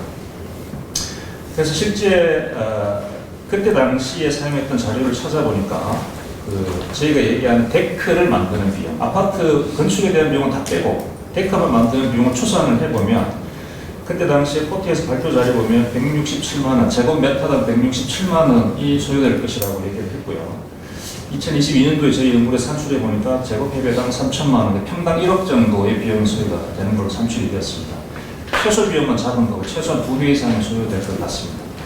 그래서 이 정도 비용을 투입을 해야지만 공공 데크가 확보가 될 수 있는 그런 상황이었고요. 두 번째는 열차가 운행하고 있는 지금 상황에서 들어가서 공사하는 게 굉장히 제한적입니다. 지금 그때 당시에 LH 공사에서 사업을 주관을 했는데 열차를 운행을 하고 안전을 확보를 해야 될 철도공사 입장에서 굉장히 좀 네거티브적인 협조가 잘 안 되는 겁니다. 그래서 그런 문제들도 많이 있었기 때문에 향후에 기관의 그런 취합된 의견을 이끌어내고 끌고 갈 수 있는 좀 강력한 기관들이 있어야지만 이 사업은 진행이 될 수 있을 걸로 예상을 하고 있습니다. 그래서 데크 방식에서 봤을 때의 저해 요인은 크게 3가지로 저희들이 정리를 한번 해봤는데 첫 번째는 제도하고 법입니다. 첫 번째, 지금 현재 철도지역 특별법이 발효가 되어져 있는데 이거는 가장 기본적인 법인 것 같습니다. 추후에도 이 사업을 성공적으로 진행하기 위한 추가적인 법안들이 나와줘야 될 것 같습니다. 대표적인 법안들이 용적률을 좀 완화할 수 있는 여유. 아까도 말씀드렸다시피 아까 말씀하셨던 허드슨 야드는 용적률이 1000%로 시작을 했다가 최대 3800%까지 풀어줬습니다. 그렇게 하지 않으면 이게 개발 이익이 들어오지가 않습니다. 그 정도 풀어줘야지 사업이 진행되는 부분이었고요. 그 다음에 여러 가지 개발을 제한하는 법들이 많이 있습니다. 이런 법들을 조금 빠져나갈 수 있는 약간의 통로를 만들어주는 게 좀 필요하다는 생각이 들고요. 여러 가지 안전을 제약하는 법이 굉장히 많이 있습니다. 철도 인접 공사할 때 제약을 한 안전법들이 많이 있고 환경에 대한 법들도 굉장히 많이 있고요. 그 다음에 중대재해법 같은 경우 사실은 이제 공사를 하기가 굉장히 어렵죠. 아까 말씀드렸다시피 제가 한국에서는 야간에 3시간만 작업을 할 수 있는데 해외는 저희하고 정반대입니다. 해외에서는 야간에 작업을 못하게 합니다. 왜냐하면 위험하기 때문에 야간 작업은 금지, 주간에만 작업을 하세요. 근데 국내에서는 주간에는 선로 접근할 수가 없습니다. 약간 반대의 개념인 거죠. 건설비는 시간입니다. 토목에서는 시간이 확보가 되는 게 비용하고 가장 직결하는 문제이거든요. 지금은 동의 시간이기 때문에 돈을 확보해 주는 것이 가장 중요한 그런 분야가 되겠습니다. 두 번째는 이제 그 경제성과 안전성에 대한 문제인데 이 두 가지는 약간 반대적인 개념이 있지만 안전을 확보하면서 비용을 어떻게 줄일 것이냐가 사실 기술적인 측면에서 포커스가 되겠습니다. 안전을 최대한 열차의 운행 안전 확보하면서 건설비를 어떻게 줄일 거냐. 이거는 기술적으로 풀어야 될 문제일 걸로 판단이 되고요.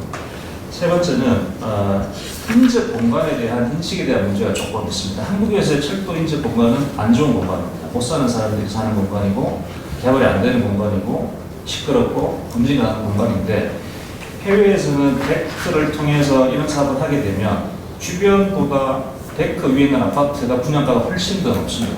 왜냐하면 이런 환경적인 문제들을 다 제거를 해주기 때문에 소음 진동이 생기지 않도록 굉장히 하이테크 기술을 적용을 하고 그 다음에 공기에 대한 부분도 컨트롤을 다 합니다. 제어를 하는 부분이 있고요.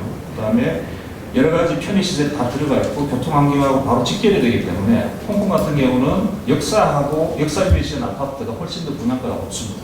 주민들도 선호하고 있는 그런 상황이기 때문에 철도비에 대한 이런 부정적인 인식을 조금 불식할 수 있는 노력들을 해야 되는데 그거는 그냥 괜찮습니다 말로 되는 게 기술적으로 다 해결을 해야 되는 부분입니다.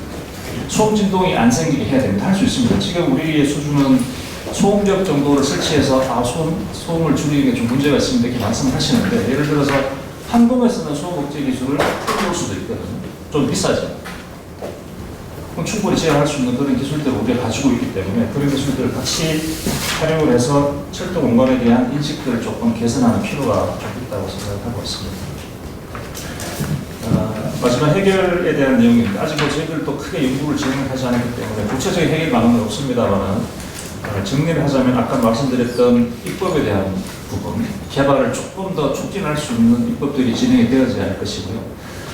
철도 재화 특별법은 물론 잘 다듬어져서 발의가 되었습니다만 제가 느끼는 것은 정부 재정은 안 하겠다는 그런 내용들이 있는 것 같습니다. 행간에 숨어있는 것은 정부의 재정을 투입하지 않겠다라는 뜻이 숨어있는 것 같은데요. 채권을 발행하고 민간에 들어가서 사업을 하겠다 이런 의도로 구성이 되어져 있는데 정부 재정이 투입되지 않으면 해외의 경우에는 대부분의 사업은 정부에서 강력하게 드라이브를 걸고 지원을 해줍니다. 한 가지 예를 들면 허드슨 야드 같은 경우는 민간 사업으로 수행이 되었지만 하나로 30조 원 정도가 투입이 되었거든요. 그 민간 사업으로 다 실행을 했습니다. 미국에서 가장 큰 부동산 회사하고 캐나다에서 가장 큰 부동산 회사, 일본에서 가장 큰 부동산 회사 컨소시엄으로 수행을 했는데 그럼에도 불구하고 사업성이 안 났기 때문에 20년간 세수를 면제를 해줬습니다. 뉴욕시에서. 그 돈이 얼마냐면 7조 정도가 됩니다. 그거는 국가에서 재정으로 7조를 지원해 주면 마찬가지거든요. 그렇게 지원해 주지 않으면 사실 이 사업은 성공적으로 진행되기 굉장히 어렵다는 게 해외의 사례인 것 같습니다. 그리고 데크형으로 해서 복합 공간을 개발하고 나면 밑에는 열차가 다니고 위에는 거주 공간이 올라가야 되는데 아파트 층수가 최소한 30층은 넘어야 될 것 같고요. 60층까지도 예상할 수가 있습니다. 이렇게 만들어지면 이거는 나중에 다시 부시고 재개발하고 안 됩니다. 거의 영구 구조물로 가야 되는 상황입니다. 이렇게 구조물을 만들어 놓게 되면 거의 최소한 200~300년 정도의 수명을 보고 아마 접근해야 될 것 같습니다. 서울의 이런 도시의 경쟁력 확보하기 위해서는 나중에 다시 부시는 것은 거의 불가능합니다. 그래서 좀 돈이 많이 들더라도 초기 투자 비용들이 좀 높게 책정이 되어야 될 것이라고 생각이 되고요. 그다음에 마지막으로는 단순하게 지금 철도를 재화하는 게 아니라 도시를 만드는 것이기 때문에 도시를 새로 만드는 것입니다. 이때까지 존재하지 않는 도시를 만드는 거기 때문에 굉장히 다양한 방면에서 검토들이 필요합니다. 불천만 터널에 대한 건설 기술을 기반으로 해가지고 환경 에너지 교육 지금 어떻게 하냐면 기후 환경에 의해서 해수면 상승까지 다 고려해서 다 건설을 하고 있습니다. 뉴욕 같은 경우에는 해수면이 상승했을 때 어떻게 우리가 방어할 건지 다 방어가 되어져 있습니다.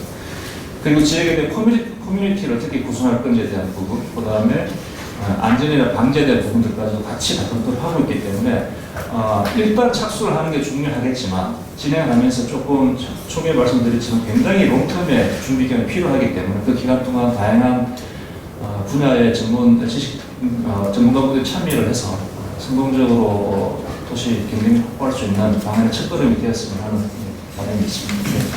저는 좀 간략하게 여기 지금 제가 어떤 장표는 잠깐 참고하시고 오늘 이제 여기 서울 한국도시정책연구소에서 하는 내용 듣고 두세 가지만 코멘트하도록 하겠습니다. 우리가 지금 도로 지하화와 철도 지하화의 가장 큰 차이가 있는데요.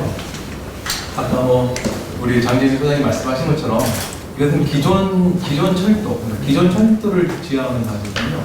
여기 포커스는 기존 철도가 운행을 저해는 안 되는 가장 큰 차이가 있잖아요. 도로 같은 경우에는 잠깐 오해를 한다거나 대착 구조물로 한다거나 그런 특성이 있지만은 철도는 그렇게 할 수 없는 특징을 가지고 있기 때문에 기존선을 유지하고 기존 운행을 지켜나가는 과정에서 공사를 해야 된다는 관점이죠. 그런 관점에서 보면 지하화냐 데크형이냐라는 그런 큰 어떤 주제로 들어가게 되는데 독립적으로 공사를 할 수 있는 즉 민원과 환경 문제를 최소화하고 독립적으로 공사할 수 있는 현실적인 대안은 지하화밖에 없다. 그래서 제가 지금 오늘 여기서 방금 생각한 건데 결국 도심지 공간은 기존전에 영향을 주지 않는 지하화로 포커싱을 하시고 그다음에 그 민원이랑 환경 문제가 상대적으로 좋은 외곽지대 차량기지는 뭐 데크화도 가능할 것 같고요. 그다음에 또 한 가지는 이 프로젝트가 성공하려면 결국은 기존 운행된 지장을 최소화하고 신설 구조물과 어떻게 빨리 링크하느냐. 제가 한 10년 전에 일본에 지하화 공사 현장 갔었는데 기존 선을 운행을 하고 지하 공사를 계속 추진하면서 단 하룻밤 만에 기존 선과 신설선을 연결하는, 교체하는 그런 작업들도 저희 눈으로 확인했었거든요. 그런 어떤 기술적인 노하우가 좀 필요할 것 같다는 생각이 들고요. 그런 의미에서 지하화를 중점적으로 추진하되 데크화를 좀 더 최소화하는 쪽으로. 그래서 지금 많은 아까 말한 챗GPT가 여러 그림을 그렸지만 결국은 약간 우리 어떤 도심지 개발의 핵심은 어떤 복합 개발에서 뭐 큰 건물을 짓는 그런 개념은 이제는 아니고 지금 기존의 어떤 혐오 시설이나 또는 소음실 이해받는 요 부분을 개량해서 녹지나 친환경 공간으로 만들어야지만 결국 주민들을 설득할 수 있는 키가 되지 않겠는가. 물론 이제 사업비라는 큰 어떤 숙제가 있지만 그런 문제 해결이 되지 않고서는 과연 청량리역이나 또는 서울역에 데크 공사 가능하지 않을 것 같아요, 저는. 그래서 그런 의미에서 지하화, 해외에서 많은 사례를 보듯이 지하화를 포커싱 했으면 하는 그런 생각이 중요시 되고요. 현재적으로 보면 이제 지하화에 관련해서 아까 대신도로 여러 가지 기술적인 사항들은 현재 우리나라 한국의 기술적인 수준은 그 지하화 공사에 대공간을 포함해서 기술적으로 가능하다라고 말씀드릴 수 있으니까 다시 한번 정리해서 말씀드리면 기존 선을 유지하면서 지하의 공사를 신설하는 쪽으로 검토를 하고 지하는 그런 어떤 우리 철도 교통 인프라 그다음에 지상은 자연 녹지 친화 공사를 해야지만이 궁극적으로 도심지 공사의 가장 큰 난제인 민원과 환경 문제 또는 안전 문제에 대한 어프로치가 가능하지 않을까 이렇게 한번 생각해봅니다. 간단하게 의견 드렸습니다. 이런 것들이 어떤 실현 가능성이랄까 이런 부분에 좀 초점을 맞춰서 좀 전문가들 검토를 좀 해봤습니다. 약간 첫 번째 말씀드리고 싶은 거는 아까 김영근 부산회장께서 말씀을 하셨듯이 가장 사실 심플한 거는 모든 걸 지하로 내리고 그 다음에 기존 운영 상황과 분리를 해서 하는 공사를 하는 것이겠죠. 근데 그렇게 하려면 아까 검토하셨다시피 뭐 청량리역이나 서울역이나 이런 데는 노선수가 엄청나게 많고 하다 보니 그 밑에 엄청난 대공간이 돼야 될 거고 지금 있는 여러 가지 시설들도 있고 연계도 해야 되고 이런 것들 때문에 거의 불가능할 것 같다는 생각이 들더라고요. 그래서 데크라는 것들을 생각을 하게 됐구나라고 생각을 하게 됐고 그럼 데크를 하게 되면 그 주행하고 있는 그 라인, 그러니까 어떠한 그 큰 라인, 선로가 있는 공간을 빼고 지하할 수도 있지 않을까라고 생각을 했는데, 또 보니까 서울시 같은 경우에 역사하고 역사 구간이 굉장히 작습니다. 근데 뭐 철도라는 것들이, 그 등판 능력이 보통 퍼밀로 나타나는 게 보통 15퍼밀이거든요. 그러니까 1km 가도 15m밖에 못 내려가는데, 이게 지하철 1호선 같은 경우에는 역간이 뭐 2km 안 되는 경우도 있고 그러다 보니 거기는 결과적으로 지하로 못 갈 것 같다는 생각이 들더라고요. 그러면 이것도 전부 다 지하화하든지 아니면 전부 다 데크화를 해야 되는 뭐 이러한 것들이 있는 것 같아서 또 데크를 또 말씀을 하신 것 같습니다. 그리고 그 신도림이나 구로 쪽에 굉장히 오래 살았어서 그쪽 지역 주민으로 딱 느낀 거는 이렇게 뭐 인천 가는 라인, 수원 가는 라인이 있는데 가장 크게 느끼는 건 사실 단절이라는 거. 근데 단절이라는 것을 지하화를 하면 생활 환경도 좋아지고 그런 단절도 없어지고 그러니까 예를 들어 바로 건너편을 가고 싶은데 삥 돌아서 고가를 타고 가야 되고 이러한 문제들이 아마 근데 그쪽 지역 주민들은 지하화를 한다 그러면 그런 것들이 없어지겠구나라고 생각을 하실 수가 있을 것 같아요. 근데 데크형 개발로 그런 것들이 해소가 될 수 있을까라고 생각했을 때는 또 아닐 것 같다라는 생각이 듭니다. 그러면 또 이게 어떠한 그 서울시의 그 성교의 특성상 이게 뭐 데크 지화 이게 번갈아서도 안 되고 이게 뭐 데크로만 돼야 된다면 또 세계상으로 이게 데크가 연속적으로 몇 킬로씩 되는 개발은 또 없는 것처럼 보이거든요. 또 그것 자체가 어떻게 보면 나중에 흉물이 될 수도 있지 않을까? 사실 그런 생각도 좀 해봤습니다. 그렇다면 이게 지화라고 이게 딱 못 받기보다는 어떤 아까 그렇게 지화가 엄청난 그 비용이 투자돼서 하지 못하는 경우라면 이게 생활 환경을 개선해주고 지역 단절을 없애준다는 측면에서 어떤 중간중간의 데크를 좀 굉장히 잘 활용을 할 수 있을 것 같아요. 근데 지화는 아니겠죠. 지화는 아니겠지만 그런 부분이 있고 실제로 지화화 할 수 있는 부분이 있을 수도 있으니까 그런 부분을 조금 더 그 철도 노선의 특성을 좀 반영을 하고 철도 운행 특성을 반영을 해서 결정을 하시면은 좀 좋지 않을까라는 생각이 들었습니다. 그리고 이게 무조건 지화화로 간다는 것도 저는 그런 것도 한번 좀 고민을 해볼 필요가 있지 않을까라는 생각이 들었고요. 그리고 한 가지 더 생각해 본 경우에는 이게 데크가 됐든 지하가 됐든 결국 터널 형태가 될 텐데 이게 가장 취약한 게 사고 부분입니다. 그래서 제가 여기 토론문에도 간략하게 적었었는데 일례로 스위스 같은 경우에도 간단하게 탈선을 했는데 복구하는데 한 달 이상이 걸리는데 근데 지하 이게 데크 같은 경우에도 높이가 낮습니다. 높이가 낮다 보니까 저희가 이렇게 탈선된 열차 구원 같은 거 할 때 구원 열차가 들어가서 끌고 와야 되는데 크레인 같은 걸로 할 때도 크레인이 굉장히 높아지거든요. 근데 데크 안에서는 그러한 작업을 못하기 때문에 그러한 그 안전에 대한 부분도 조금 생각을 하시면서 이런 좀 작업을 하시면은 좋지 않을까라는 생각을 했습니다. 그래서 데크와 지화와 개발 기술적으로는 전부 다 가능하나 이런 것들이 들어가는 비용과 이런 것들을 잘 감안하고 특히 계획 단계에서 이거 하려는 목적, 그러니까 생활환경 개선과 도시 재생 그리고 여러 가지 단절의 문제 해결 이러한 부분들을 적절하게 해결할 수 있는 솔루션들을 잘 배치를 해주시면 좋은 연구 결과가 되지 않을까 생각했습니다. 이상입니다. 오늘 첫 토론회였는데 사실은 저희들의 전문가분들의 의견을 모으고자 하는 그런 자리고 그냥 제목 자체는 토론회로 했지만 추후에 저희가 이제 8월 달에 대공개, 대시민 공개하는 그런 어떤 설명회를 할 때 또 저희들이 필요하다면 요청을 드려서 고견을 또 듣고 그 자리도 같이 할 수 있도록 그렇게 준비하겠습니다. 그럼 오늘 첫 번째 토론회를 이 정도로 마치도록 하겠습니다. 예, 감사합니다. 감사합니다.